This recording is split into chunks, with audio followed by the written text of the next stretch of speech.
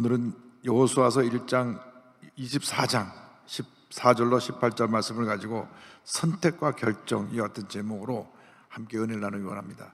제목 한번 크게 따라해 주시기 바랍니다. 선택과 결정. 선택과 결정.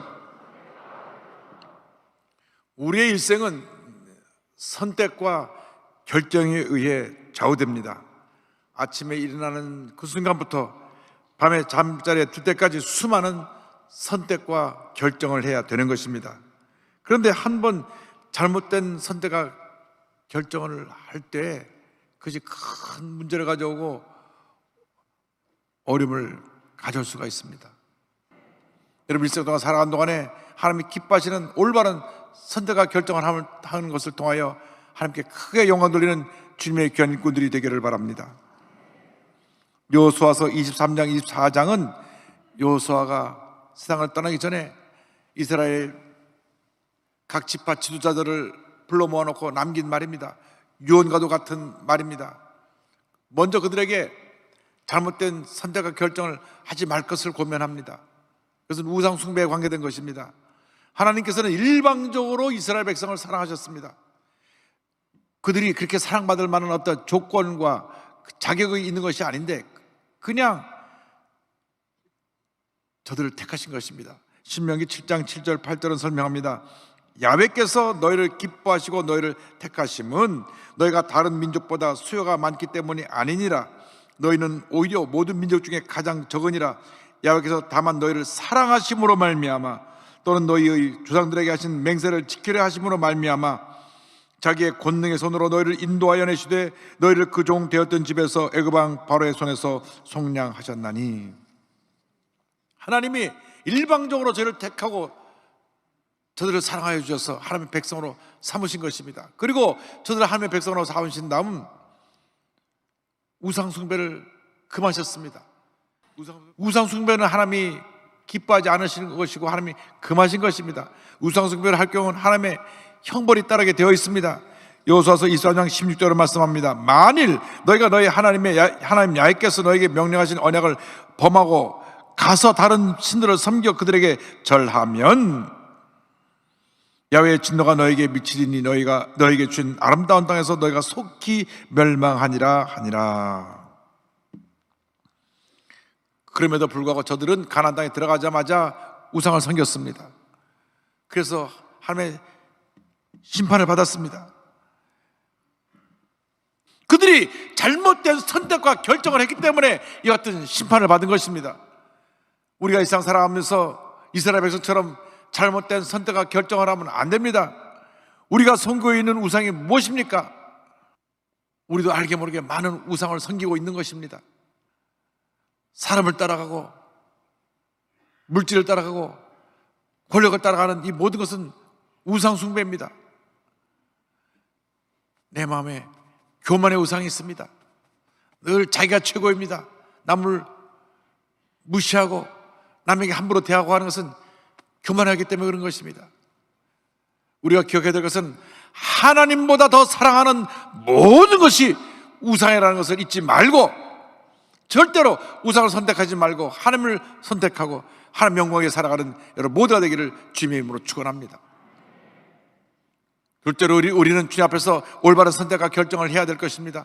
여호수아가 그들의 강력히 촉구합니다. 여호수아서 24장 14절입니다. 그러므로 이제는 야훼를 경외하며 온전함과 진실함으로 그를 섬기라. 너의 조상들이 강 저쪽과 애굽에서 섬기던 신들을 치워버리고 야훼만 섬기라. 16절에 그들이 대답합니다. 백성이 대답하여 이르되 우리가 결단코 야훼를 버리고 다른 신들을 섬기기를 하지 아니하오리니. 결단코 우리는 그런 잘못을 하지 않겠습니다. 그들이 결단하고 고백을 했습니다. 일생을 살아가는 동안 우리가 하나님 앞에서 올바른 선택과 결정을 해야 되는 것입니다. 하나님이 기뻐하시는 선택과 결정을 해야 되는 것입니다. 중요한 것은 본인에게 주신 재능이 무엇인지를 알아서 하나님의 뜻을 따라 그 원하는 선택을 해야 된다고 하는 것입니다. 전공을 택할 때도 그렇고 직장을 택할 때도 그렇고 사업을 할 때도 그렇고 모든 것의 우선순위는 하나님이 기뻐하시는 것인가 아닌가 하는 것을 먼저 판단하는 것입니다. 가룟 유다는 늘 자기 중심이었습니다. 예수님이 이스라엘 백성을 로마의 앞에서 건져줄 그런 메시아인 줄 알고 따라다니다가 가만 보니까 예수님은 평화주의자고 곧 고난을 당하신다고 하니까 예수님을 은30에 팔았습니다. 자기의 스승 예수님을 은30에 팔은 것입니다. 그리고 양심에 가책되어 그는 목매어 죽었다가 떨어져서 창자가 터져 나와서 비참한 최후를 맞이했습니다. 베드로는 가야바에 때려서 예수님을 3번이나 모른다고 부인했습니다. 잘못된 선택과 결정을 한 것입니다.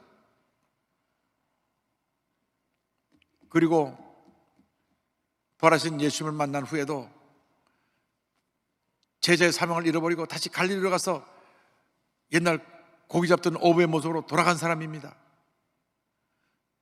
그러나 우리 예수님은 그의 잘못된 선택과 결정에도 불구하고 그를 끝까지 사랑하셔서 그가 고기 잡는 갈릴리로 찾아오신 것입니다. 요한복음 21장 15절입니다. 그들이 조반 먹은 후에 예수께서 시몬 베드로에게 이르시되 요한의 아들 시몬아 내가 이 사람들보다 나를 더 사랑하느냐 하시니 이르되 주님 그러하나이다. 내가 주님을 사랑하는 줄 주님께서 아시나이다. 이르시되 내 어린 양을 먹이라 하시고, 주님이 다른 말씀 안 하셨습니다. 왜 너 나를 3번이나 모른다고 부인했느냐, 왜 내가 나를 버리고 여기까지 멀리 도망하느냐 말씀하지 않으셨습니다. 내가 나를 사랑하느냐, 내가 나를 사랑하느냐, 내가 나를 사랑하느냐 3번 물으셨습니다. 때때로 우리가 실수하고 넘어지고 잘못된 길을 갈 수가 있습니다. 그러나 주님이 그렇다고 우리를 버리지 않으십니다. 우리를 찾아오셔서 우리가 주 앞에 회개하고 돌이킬 기회를 주십니다. 우리에게 물으시는 질문은 딱 하나입니다. 내가 나를 사랑하느냐, 내가 나를 사랑하느냐. 언제나 주님의 음성 앞에 내가 주님을 사랑합니다 고백할 수 있는 여러분 되기를 주님의 이름으로 축원합니다. 할렐루야. 여러분 주 앞에 바로 서 있기만 하면, 바른 선택과 결정을 하기만 하면, 성령의 충만함이 임하기만 하면 이와 같이 위대한 사도의 모습으로 변화되어 앞에 쓰임을 받을 수 있게 되는 것입니다. 남은 여생 하나님의 영광에서 귀하게 아름답게 하나님의 위대한 일꾼으로 쓰임받으며 살아가는 여러분 되시기를 주님의 이름으로 축원합니다. 축원합니다. 우린 남은 여생 주님 앞에서 온전한 섬김의 삶을 살아야 될 것입니다. 이스라엘 백성들이 여호수아 앞에서 여러 차례 그들이 하나님을 잘 섬기겠다고 약속을 합니다. 여호수아서 24장 16절입니다. 백성이 대답하여 이르되 우리가 결단코 야훼를 버리고 다른 신들을 섬기기를 하지 아니하오리니. 성숙한 그리스도인의 모습은 이 말씀대로 살아가는 데 있습니다. 이 말씀이 한평생 우리가 살아가는데 우리 삶의 좌표인 것입니다. 말씀대로 살아갈 때 하나님의 큰 복이 임할 것입니다. 여러분 사람의 음성을 듣고 따라가지 말고 말씀을 통해 주님의 음성을 듣고 주님을 따라가시기 바랍니다. 말씀을 통해 삶의 지혜를 얻으시길 바랍니다. 말씀이 생명이요 능력이요 기적이요 축복이요 은혜인 것입니다.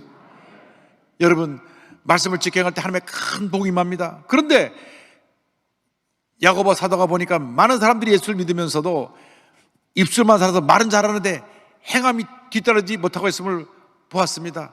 그래서 그들에게 고면하는 말씀을 편지로 써서 보냅니다. 야고보서 2장 14절입니다. 내 형제들아 만일 사람이 믿음이 있노라 하고 행함이 없으면 무슨 유익이 있으리요? 그 믿음이 능히 자기를 구원하겠느냐? 15절로 17절입니다. 만일 형제나 자매가 헐벗고 일용할 양식이 없는데 너희 중에 누구든지 그에게 이르되 평안히 가라 덥게 하라 배부르게 하라 하며 그 몸에 있을 것을 주지 아니하면 무슨 유익이 있으리요? 이와 같이 행함이 없는 믿음은 그 자체가 죽은 것이라. 추운 겨울에 외투가 없이 덜덜 떨고 있는 사람에게 이거 추운데 두꺼운 옷 좀 입으시죠. 그게 무슨 사랑입니까? 놀리는 것밖에 되지 않습니다. 그들에게 그저 두꺼운 옷을 외투를 선물로 갖다 주면서 이거 입고 추운 겨울 잘 지내세요. 이것이 사랑입니다. 우리 예수 믿는 사람이 이제는 사랑을 실천해야 됩니다. 입술로만 사랑하는 것이 아니라 사랑을 행동으로 옮겨야 되는 것입니다. 사랑은 실천입니다. 믿음은 행동입니다. 행동 없는 믿음은 죽은 믿음입니다. 여러분 모두가 사랑의 용사들이 되어서 여러분 주위에 고난당한 사람, 괴로움에 처한 사람, 문제 있는 사람들을 사랑으로 돌보고 저들을 주님께로 인도하는 주님의 귀한 백성들이 다 되기를 바랍니다. 하나님께서 여러분을 너무나 사랑하고 계시기 때문에 여러분의 사랑의 선교를 통하여 이 세상이 변화될 것입니다.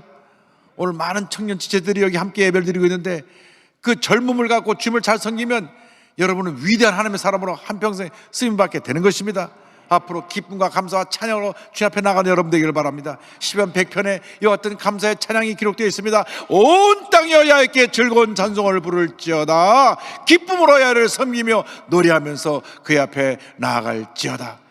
기쁨과 감사로 주님 앞에 나가야 됩니다. 넘치는 감사가 있어야 됩니다. 야훼가 우리 하나님이신 줄 너희는 알지어다. 그는 우리를 지으시니요 우리는 그의 것이니 그의 백성이요 그의 기르시는 양이로다. 감사함으로 그의 문에 들어가며 찬송함으로 그의 궁경에 들어가서 그에게 감사하며 그의 이름을 송축할지어다. 할렐루야, 할렐루야.